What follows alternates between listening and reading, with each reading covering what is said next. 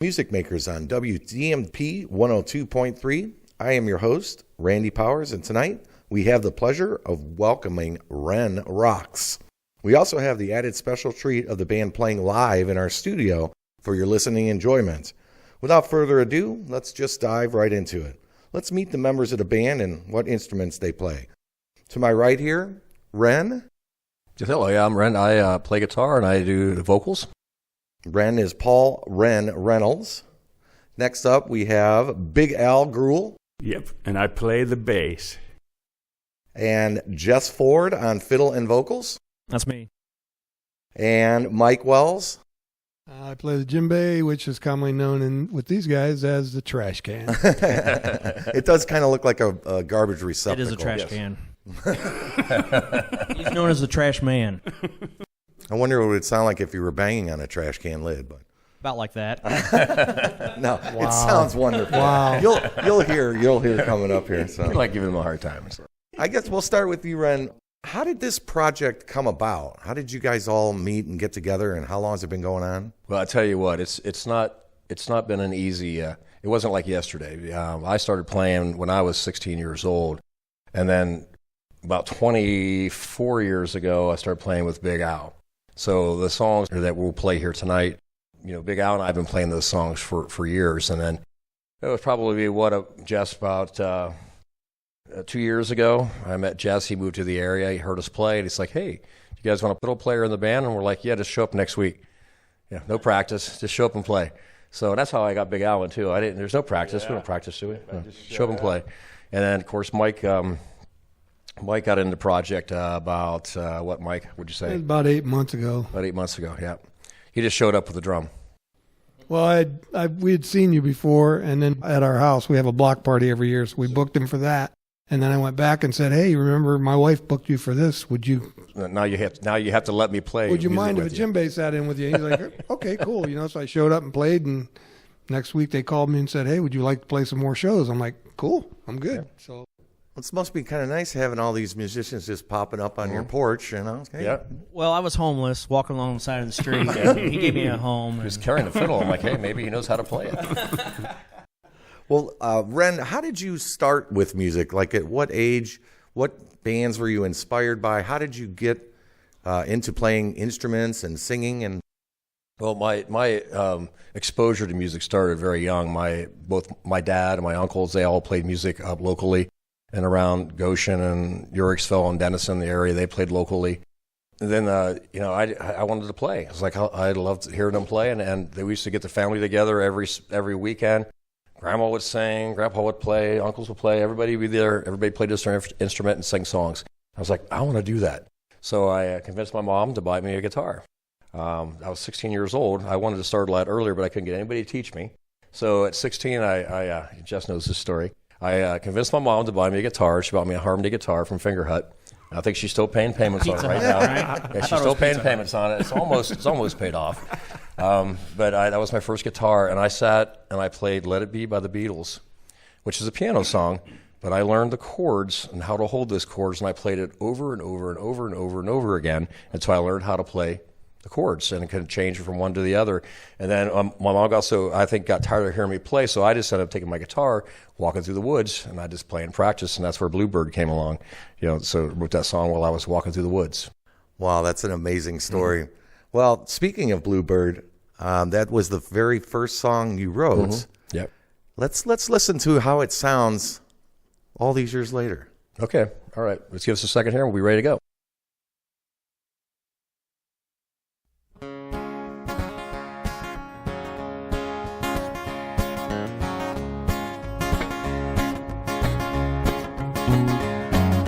Bluebird, oh bluebird, sitting on the vine, whistling along in perfect time. Well, nothing in the world matters anyway, as long as you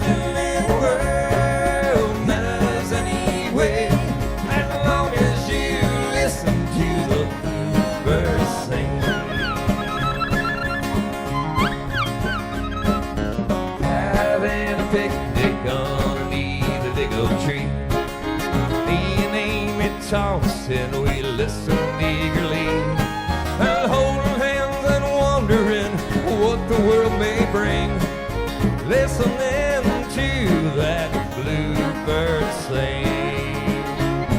The bluebird sitting on the vine, whistling along in perfect time.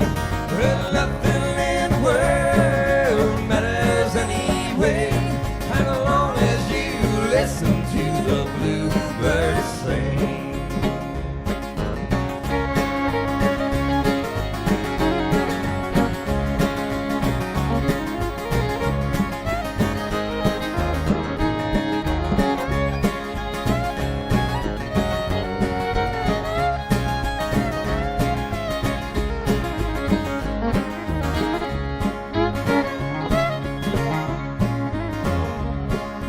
Sitting on the banks of Stillwater Creek, wondering why Amy left me.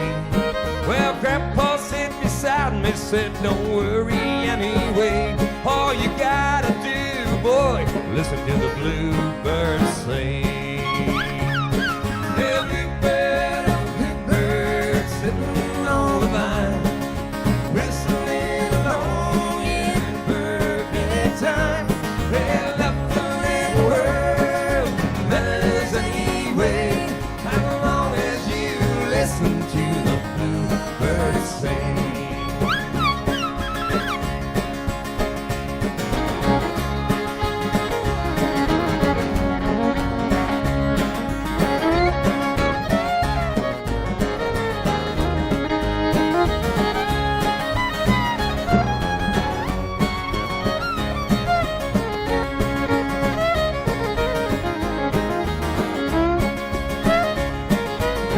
Bluebird, oh bluebird, sitting on the vine, whistling along in perfect time. Well, nothing in the world matters anyway, as long as you listen to the bluebird sing. As long as you listen to the bluebird sing.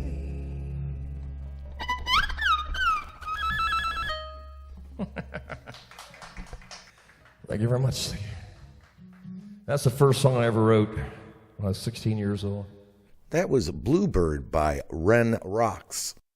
I am your host, Randy Powers, and you are listening to DNP 102.3, the Music Makers Program.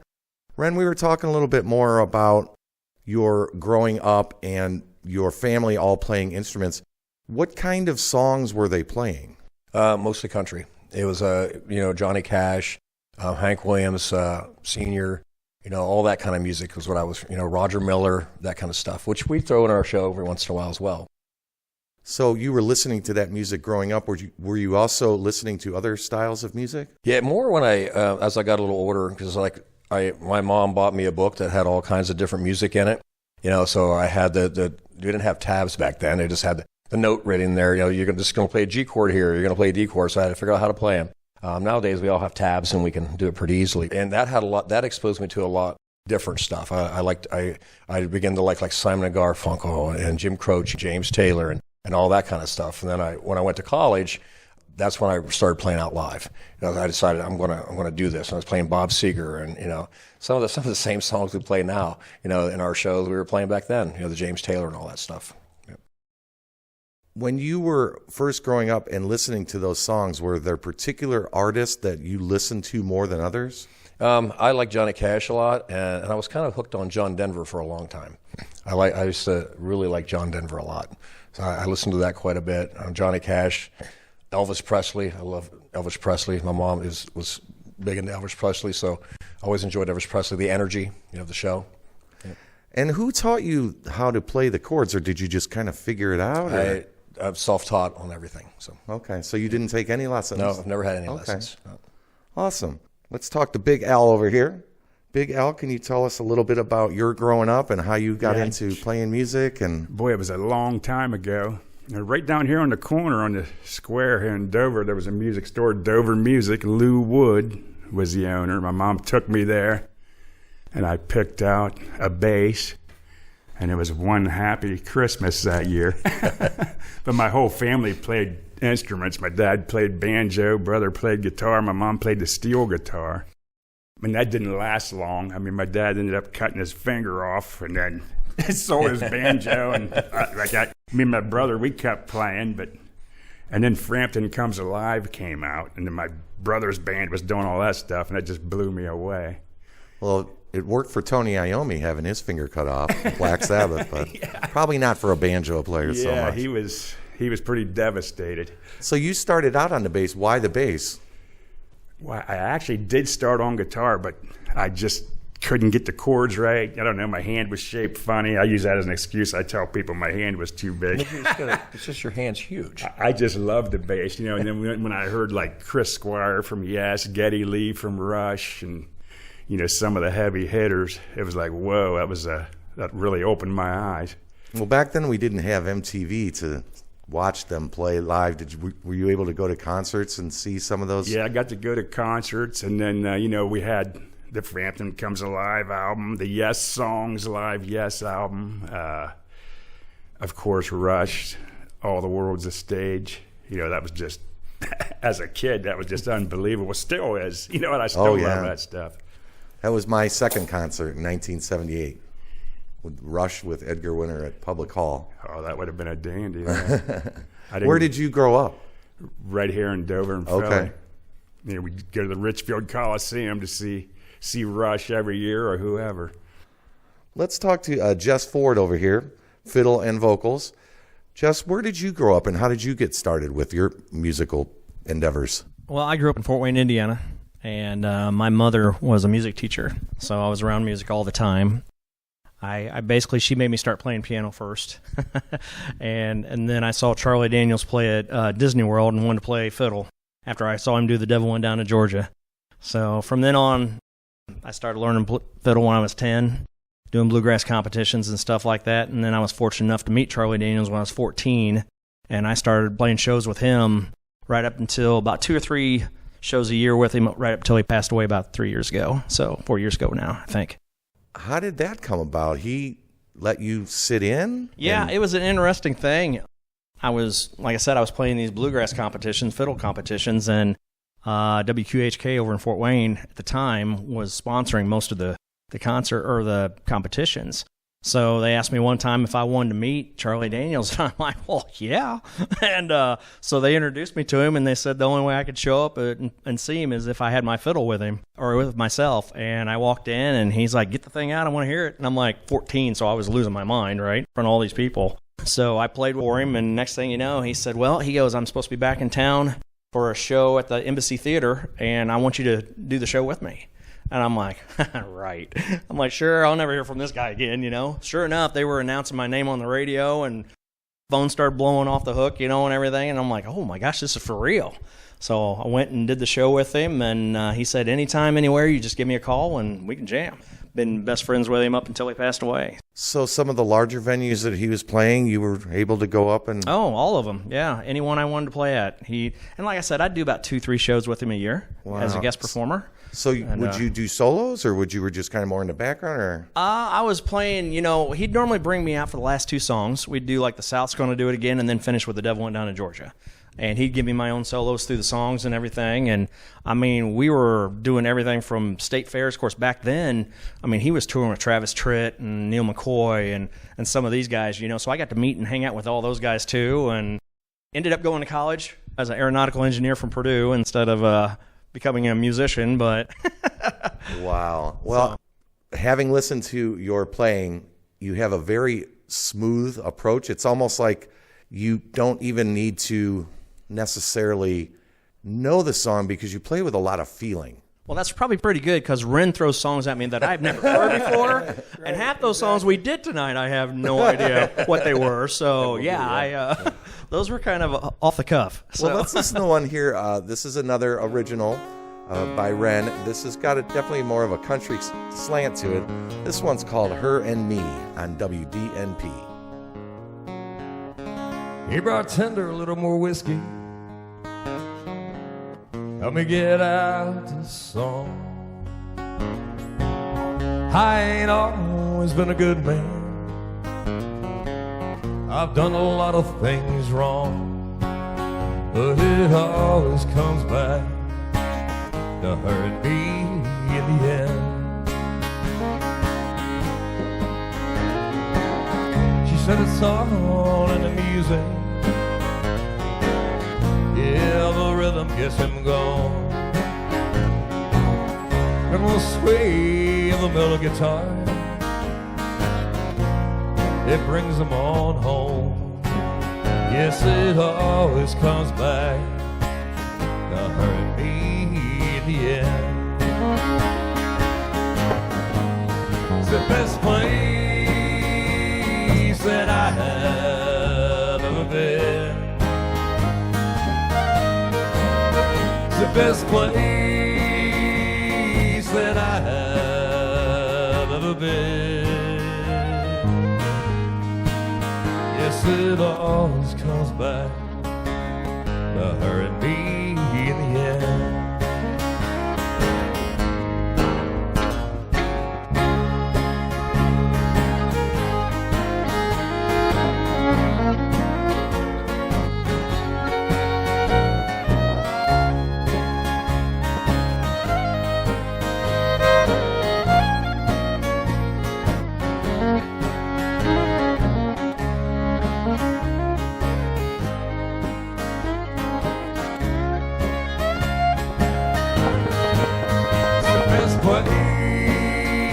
Place that I have ever been. It's the best place that I have ever been. Yes, it always comes back to hurt me in the end.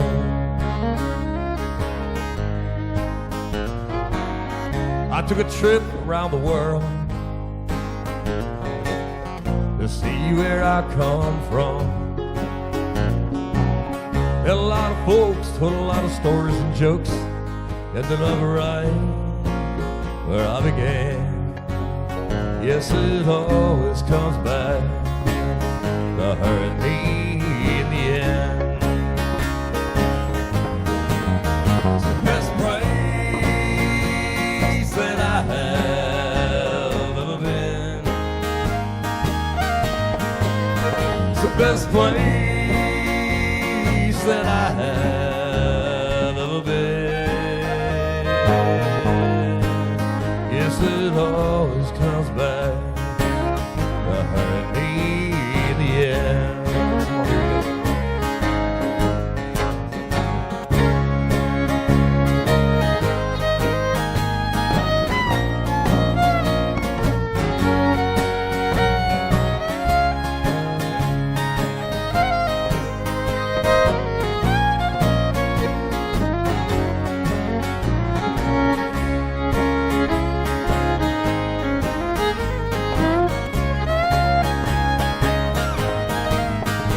Best place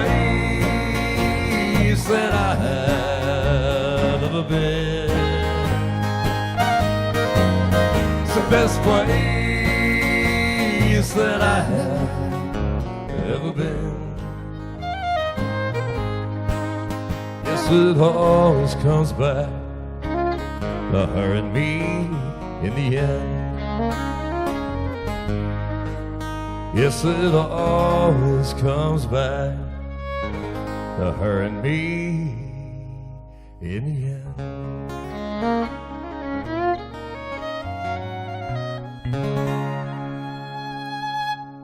That was Her and Me by Ren Rocks on WDNP 102.3 FM with your host, Randy Powers. We're talking with Ren Rocks and the members of the band. We were chatting with Jess on violin and, well, fiddle, not violin, right? That would be fiddle and vocals. And you were talking about having played and met and hang out with Charlie Daniels and other people that he was touring with. From what I've read about Charlie, he was just an amazing, wonderful Christian. Can you talk a little bit about some of the conversations that you guys had over the years? You know, he was one of those guys that it's kind of crazy because when you start meeting some of these people, you find out what they're really about behind the scenes, and some of them just kind of are not what they seem. But Charlie was one of those guys that were so authentic and, I mean, caring, and it's like he'd give you the shirt off his back. I mean, no joke. It was unbelievable. Him, his band, his crew, all his administrators, they were so good to me. I mean, here I'm nobody. When he brings me out of the crowd, you know, I'm playing with him and getting to come to any of these shows. And I mean, I've done like Talladega down at the race with him, and he brought me down for, which was really cool. I got to play at his voluntary jam when I was 16. And I was sitting, I mean, he brought us all out, and all day long I got to hang out with all the players. And there was Travis Tritt and Tanya Tucker and Ted Nugent and B.B. King and Stephen Wolf.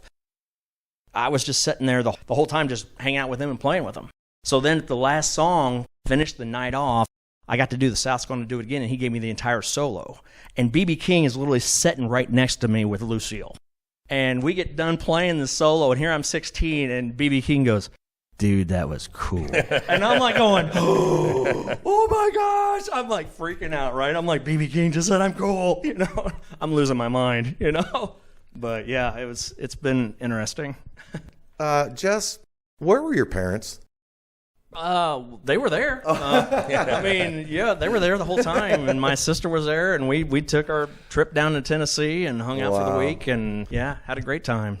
Hung out at Opryland, and Did anybody ever get any footage or recording? there's a recording. I had to sign something. It was called Cabin Fever, and I've never seen it to this day. But it was recorded and put out there somewhere. So I've always kind of wanted to see what it was like, just to look back on it. But I've never seen it. No footage of you playing live with him? Yeah, there's some stuff on YouTube and Is whatever there? else of me playing with him down in Alabama and in Florida and wherever else. So it's kind of interesting, I guess. I normally don't talk about it because most people are like, yeah, right. And then they look it up and they're like, oh, you did that. I'm like, yeah, kind of. That's absolutely amazing. Plus, Charlie liked his Les Paul a lot, too. People don't know that. You know what I mean? Yeah. He wasn't all violin. Oh, he played a lot of guitar, too? Oh, guitar, band. Actually, that's how he got started. Bob Dylan actually gave him his break because he was filling in for a guitar player that Bob Dylan needed for recording. And after that, he said, man, you're too good to be just playing guitar here for me. He goes, go do your own thing. So that's why he did that last album, doing it Dylan style. Basically just kind of honoring Bob Dylan for all the stuff that he helped him with. Now I have a version of Hurricane with Charlie on fiddle going through my head. Yeah. Let's get back to listening some more of the Ren original tunes on DNP 102.3. This song's called What Have I Done? I actually wrote this song many years ago while I was working in Ashland, Ohio. Riding horses. I wrote it while I was driving the car, because driving from Dover to Ashland, Ohio is quite a drive.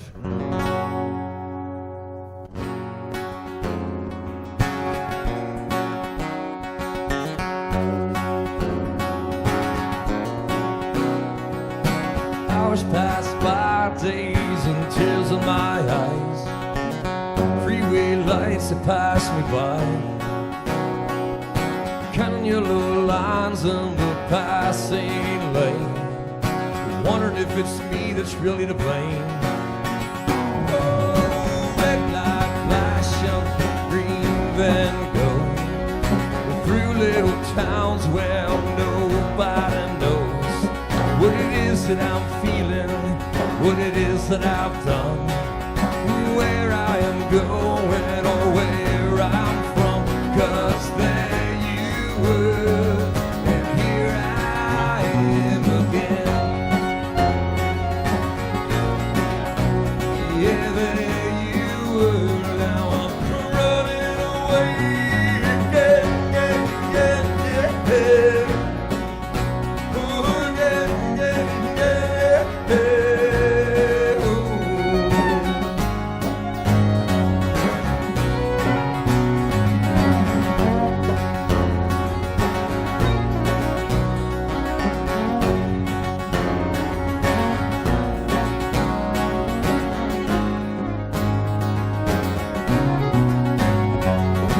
No looking back in the rear view mirror.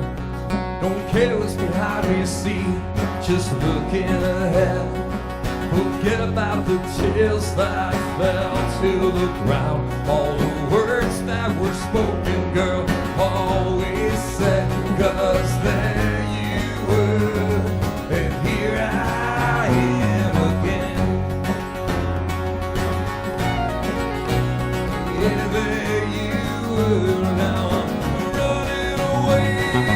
Yeah, yeah, yeah, yeah. Oh, yeah, yeah, yeah, yeah.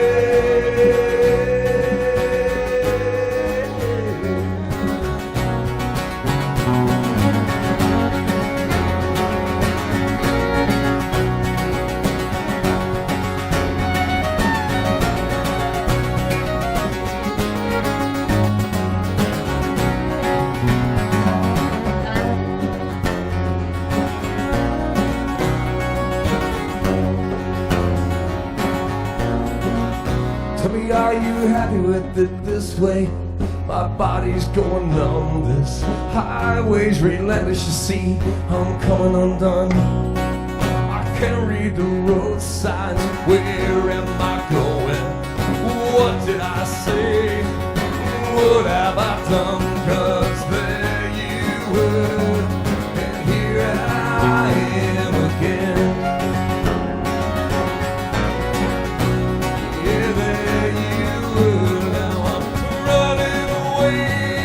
Yeah, yeah, yeah, yeah. Oh, yeah, yeah, yeah, yeah. Oh, yeah. Oh, yeah.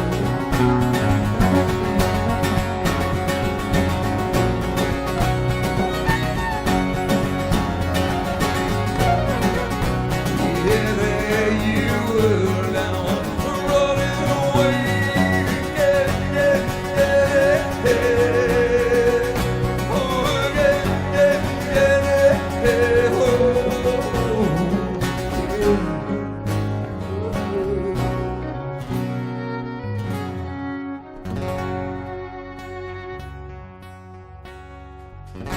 It's all good. A song called "What Have I Done?" That song's never been recorded ever, so it'd be cool to hear it. So.